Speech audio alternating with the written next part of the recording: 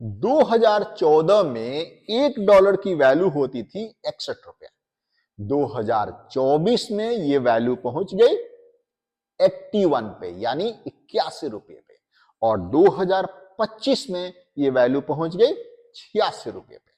मैं हूं professor Hare Ram Sinha from university of Delhi, और आज के इस लेक्चर में हम आपके साथ यही डिस्कस करने वाले हैं कि क्या रीजन है कि इतना तेजी से रुपया गिर रहा है।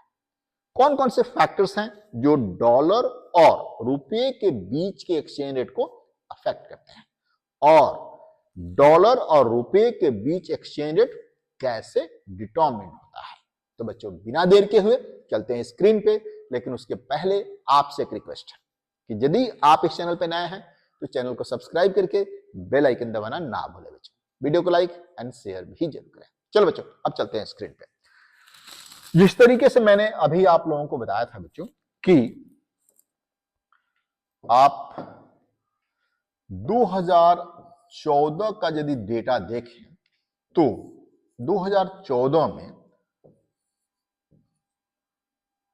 61 रुपया था पर डॉलर, यानी $1 यदि आपको चाहिए तो आपको 61 रुपया देना पड़ता था। यही चीज, मतलब सेम चीज 10 साल बाद यानी 2024 में यदि देखें तो ये डेटा पहुंच गया कितना, 81 पर डॉलर, है ना बच्चों।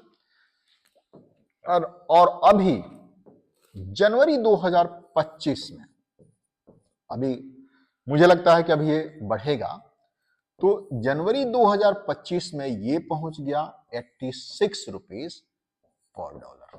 देखा आपने, यानी पिछले 10 सालों में, अप्रोक्सीमेटली 10 सालों में, क्योंकि अभी जनवरी चल रहा है, तो अप्रोक्सीमेटली 10 सालों में रुपया आप देख सकते हैं कितना गिरा है, 61 से 86 पे।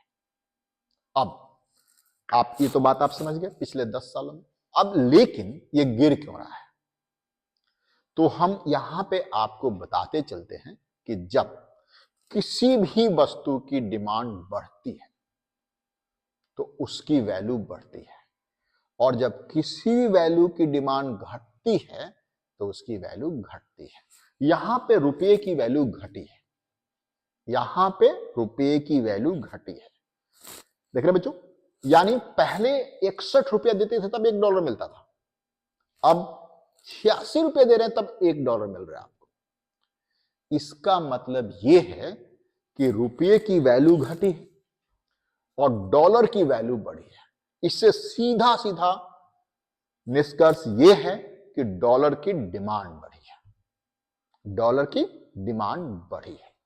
अब बात यह आती है कि इंडियन लोग डॉलर का क्या करेंगे, क्योंकि मतलब आप जनरल एक्सचेंज रेट में, जनरल एक्सचेंज में इंडिया में यदि आपको ग्रोसरी खरीदना है, कपड़े खरीदने हैं, तो आप डॉलर तो यूज करते नहीं है। फिर डॉलर हम करेंगे क्या? हाँ, करेंगे। डॉलर हमें चाहिए जब हमें बाहर से कोई भी चीज इंपोर्ट करना है। आई रिपीट अगेन, डॉलर हमें चाहिए जब बाहर से कोई भी चीज हमें इंपोर्ट करना है, और डॉलर हमें चाहिए जब हमारे इन्वेस्टर्स बाहर की कंट्री में इन्वेस्ट करते हैं। आई रिपीट अगेन, ध्यान से सुनिए, डॉलर हमें क्यों चाहिए बच्चों? डॉलर हमें क्यों चाहिए? यहां पे हमें डॉलर चाहिए। वी रिक्वायर्ड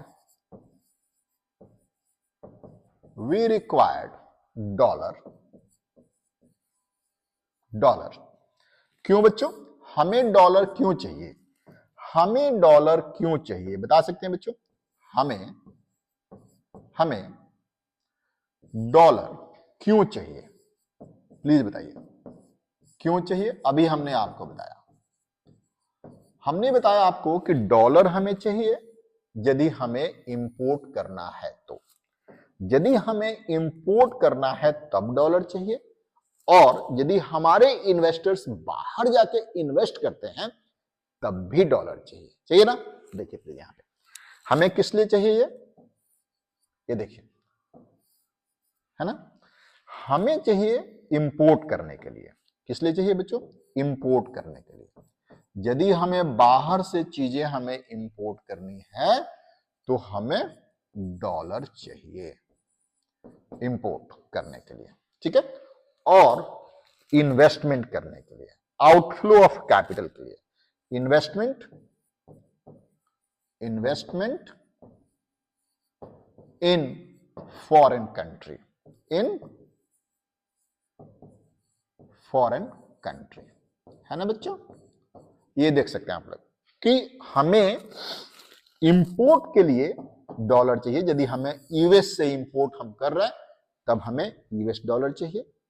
और यदि हमारे इन्वेस्टर्स यूएस में इन्वेस्ट करना चाहते हैं या फिर किसी और कंट्री में इन्वेस्ट करना चाहते हैं तब भी उनको डॉलर चाहिए, क्योंकि डॉलर जो है सबसे स्टेबल करेंसी होती है, ठीक है ना। तो अब देखिए, मान लीजिए कि हम यूएस से इंपोर्ट कर रहे हैं, यूएस से हम चीजें इंपोर्ट कर रहे हैं, तो क्या तरीका है? क्या तरीका है? हमारे जो बिजनेसमैन हैं, जो इंपोर्टर है, वो यूएस के किसी भी इंडिविजुअल बिजनेसमैन को या फिर वहां पे किसी एजेंट को पकड़ेगा और कहे कि भैया तुम्हारे यहां ये चीजें अवेलेबल है, उसको हमें यहां भेजो। तो क्या ठीक है, आप मुझे पैसा दीजिए। तो जब पैसा देगा, पैसा इन द सेंस उसको चाहिए डॉलर, वो रुपया नहीं लेगा, क्योंकि वहां रुपया एक्सचेंज के लिए यूज नहीं होता है। वो क्या करेगा? उनको चाहिए डॉलर। तो आप क्या करेंगे, या यहां के जो बिजनेसमैन हैं वो क्या करेंगे? जो इंपोर्टर है वो रुपया लेगा, या तो आरबीआई के पास जाएगा या फिर आरबीआई के द्वारा अपॉइंटेड किसी एजेंट के पास जाएगा और रुपये के बदले वो डॉलर ले लेगा। क्यों? क्योंकि आरबीआई के पास डॉलर पड़ा है रिजर्व में। क्योंकि जब मैं आपको आरबीआई पढ़ा रहा था तब मैंने आपको बताया था कि custodian of foreign exchange, RBI basically foreign exchange का कस्टोडियन है, गार्जियन है। तो आप रुपया देंगे और उसके बदले उसे डॉलर ले लेंगे। सिमिलरली यदि कोई यूएस का बंदा इंडिया से इंपोर्ट करता है, यदि कोई यूएस का बंदा इंडिया से इंपोर्ट करता है तो उसको चाहिए रुपया, उसको चाहिए रुपया, क्योंकि वो यहां के किसी एजेंट को पकड़ेगा और क्या भैया मुझे ये सामान हमें भेज दो। तो यहां का जो एजेंट होगा वो कहेगा मुझे आप रुपया दो, हमें डॉलर का क्या करना है, हमें डॉलर का क्या करना है। और यदि आप डॉलर देते हो तो मुझे इस यहां पे एक्सचेंज कराना पड़ेगा, मुझे आरबीआई में जमा करना पड़ेगा या किसी एजेंट के पास मुझे जमा करना पड़ेगा, उसके बदले मुझे रुपया लेना पड़ेगा और रुपये से मैं आपको ये सारी चीजें खरीद करके फिर आपको एक्सपोर्ट करूंगा। यानी कहने का मतलब ये है, यदि रिलेटिव डिमांड फॉर डॉलर ज्यादा है, यानी इंडियंस यानी भारतीय लोग अमेरिका से ज्यादा चीजें इंपोर्ट करते हैं एज कंपेयर टू जितना हम एक्सपोर्ट करते हैं, मतलब जितना हम एक्सपोर्ट करते हैं उससे हम ज्यादा इंपोर्ट कर रहे हैं, तो फिर हमें हमारी डॉलर की डिमांड ज्यादा होगी। यहां पे मैं आपको बताता हूं, यहां पे देखिए प्लीज, यहां देखिए, जब हम इंपोर्ट करते हैं ना कोई भी चीज, जब हम इंपोर्ट करते हैं तो ये देखिए रिलेटिव डिमांड, ये देखिए आप यहां पे, यहां देखिए ये क्या है हमारा रिलेटिव डिमांड फॉर डॉलर। इसको रिलेटिव डिमांड फॉर डॉलर इसलिए हम कह रहे हैं क्योंकि वो लोग भी रुपये की डिमांड करते हैं और हम लोग भी डॉलर की डिमांड करते हैं। तो ये रिलेटिव कंपैरेटिव, मतलब आप रिलेटिव कह सकते हैं इसको, रिलेटिव डिमांड है जो ये है। और ये क्या है? Relative supply of dollar, relative supply of dollar है। और दोनों के बीच ये वाला एक्सचेंज रेट यहां पे डिटरमिन हो रहा है, दोनों के बीच ये वाला एक्सचेंज रेट डिटरमिन हो रहा है, रुपीज वर्सेस डॉलर। देख रहे हैं, दोनों के बीच ये वाला एक्सचेंज रेट डिटरमिन हो रहा है जो नॉर्मल है। अब मान लीजिए कि किसी भी रीजन से इंपोर्ट और बढ़ गया, इंपोर्ट और बढ़ गया। जब इंपोर्ट और बढ़ेगा तो उस केस में क्या होगा बच्चों? जब इंपोर्ट और बढ़ेगा तो डिमांड फॉर डॉलर और बढ़ेगा, रिलेटिव डिमांड फॉर डॉलर और बढ़ेगा। यहां पे रिलेटिव डिमांड फॉर डॉलर और बढ़ेगा, और इसके वजह से अब देखिए आपको सेम डॉलर के लिए अब आपको रुपया ज्यादा देना पड़ेगा। मतलब सेम डॉलर के लिए अब आपको रुपया ज्यादा देना पड़ेगा, जो कि हमने आपको यहां पे बताया। ये देखिए प्लीज, सेम डॉलर के लिए आपको रुपया अब ज्यादा देना पड़ेगा। यानी पहले आप 61 देते थे, अब आप 81 दे रहे हैं। यानी एक्सचेंज रेट में चेंज आया है, अब आपको ज्यादा रुपया देना है सेम डॉलर के लिए, यानी आपका रुपया कमजोर हुआ है। तो पहला रीजन तो यह हुआ रुपया कमजोर होने का कि आपका इंपोर्ट टू द यूएस, ये देखिए आपका इंपोर्ट अमेरिका से ज्यादा है एज कंपेयर टू आपका एक्सपोर्ट। मतलब जितना हम निर्यात कर पाते हैं उससे ज्यादा हम आयात करते हैं, इसकी वजह से रुपया कमजोर होता चला जा रहा है। अब देखिए इसमें बहुत सारी चीजें हैं, गुड्स भी है, सर्विसेज भी है, विजिबल आइटम भी है, इनविजिबल आइटम भी है। गुड्स में हम जिसको हम टच कर सकते हैं, फील कर सकते हैं, देख सकते हैं। सर्विसेज में आपके पास कंसल्टेंसी सर्विसेज हैं, आपके बच्चे बाहर जा रहे हैं पढ़ने, वो भी एक सर्विस है, वहां की यूनिवर्सिटी से हम सर्विसेज खरीद रहे हैं। तो यदि ये सारी चीजें ज्यादा है, तो उस केस में डॉलर की डिमांड बढ़ेगी, और डॉलर की डिमांड बढ़ेगी तो डॉलर का वैल्यू बढ़ेगा, रुपया कमजोर होगा। पहली बात तो ये है, ठीक है। दूसरा चीज आप यहां पे इन्वेस्टमेंट आप देख सकते हैं बच्चों।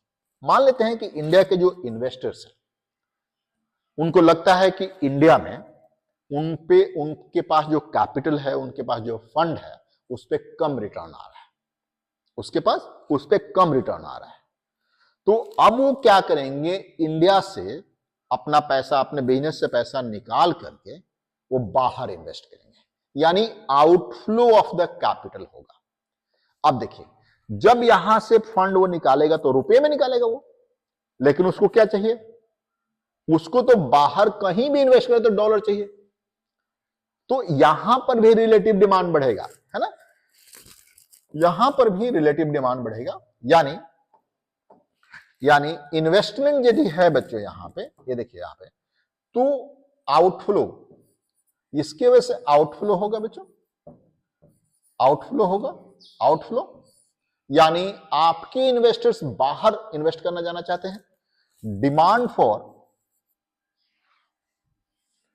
आप कह सकते हैं relative demand for dollar increase होगा, है ना बच्चों, relative demand for dollar increase होगा, वैल्यू ऑफ डॉलर बढ़ेगा। क्या होगा बच्चों, वैल्यू ऑफ डॉलर इंक्रीज होगा, और वैल्यू ऑफ डॉलर इंक्रीज होने से रुपया कमजोर हो गया, क्योंकि अगेंस्ट रुपया ही बात हो रही है, उसके अगेंस्ट रुपया कमजोर होगा बच्चों। यानी वैल्यू ऑफ रुपये, value of dollar increases and value of rupee decrease होगा। और this is the reason Y